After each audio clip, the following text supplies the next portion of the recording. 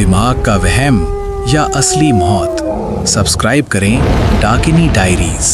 हमारे पूर्वज अक्सर एक बात कहा करते थे, रात के सन्नाटे में अगर कोई अपना तुम्हें पीछे से पुकारे तो कभी मुड़कर मत देखना, क्योंकि वो अपना नहीं बल्कि छलावा हो सकता है। बुंदेलखंड के इन घने जंगलों में एक ऐसी ही पगडंडी है जहां रास्ता भटकना मौत को दावत देने जैसा है। यहाँ हवाएं गुनगुनाती नहीं बल्कि सिसकियां भरती हैं। लोग कहते हैं कि यहाँ की मिट्टी प्यासी है और वो प्यास सिर्फ इंसानी रूह ही बुझा सकती है। आज की रात कुछ अलग है। हवा में एक अजीब सी भारीपन है, जैसे कोई अदृश्य शक्ति पेड़ों के पीछे छिपी सांस ले रही हो। इस सन्नाटे में छिपी है एक ऐसी सच्चाई जिसे सुनकर रोंगटे खड़े हो जाए।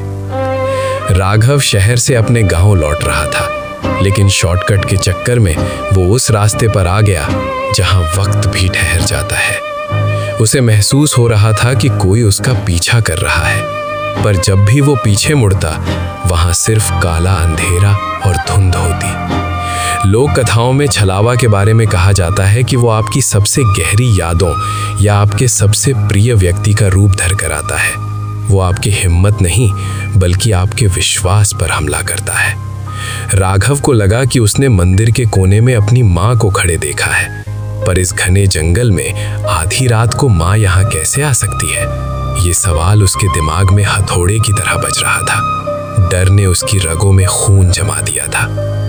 छलावा सीधा वार नहीं करता, वो पहले आपको मानसिक रूप से तोड़ता है। वो आपके आसपास ऐसा भ्रम पैदा करता है कि आपको अपनी आंखों पर यकीन करना मुश्किल हो जाए। राघव को अब चारों तरफ से फुसफुसाहटें सुनाई दे रही थीं। उसे लगा जैसे हजारों साल पुराने मुर्दे मिट्टी फाड़ कर बाहर आने की कोशिश कर रहे हो। जंगल का हर पेड़ अब एक राक्षस जैसा लग रहा था, जिसकी टहनियां उसे जकड़ने के लिए आगे बढ़ रही थीं।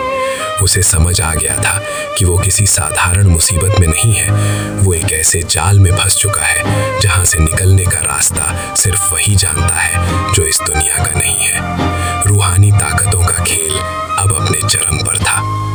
और फिर हुआ वो जिसका डर हर मुसाफिर को होता है। छलावा ने अपना असली खेल दिखाया। उसने राघव का ही रूप ले लिया। लोक कथाएं कहती हैं कि जब छलावा आपके सामने खड़ा हो तो वो आपकी आत्मा का दर्पण होता है।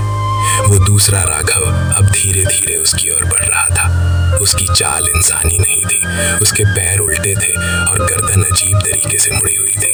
राघव ने चीखने की कोशिश की, पर उसकी आवाज जैसे किसी ने छीन ली हो। उसे अपनी आंखों के सामने अपनी ही मौत दिखाई दे रही थी। छलावा ने अपना हाथ बढ़ाया और जैसे ही उसने राघव को छुआ, पूरा जंगल एक भयानक अट्टहास से गूंज उठा। सुबह हुई, सूरज निकला, लेकिन उस रात का राज हमेशा के लिए उसी मिट्टी में दफन हो गया। राघव कभी वापस नहीं लौटा। लोग कहते हैं कि आज भी उस पगडंडी पर किसी अजनबी की टॉर्च जलती हुई दिखाई देती है। अगर आप कभी उस रास्ते से गुजरे और आपको अपनी ही आवाज सुनाई दे, तो याद रखना, वो आप नहीं है, वो छलावा है जो आपके जिस्म का इंतजार कर रहा है ताकि वो फिर से जीवित हो सके।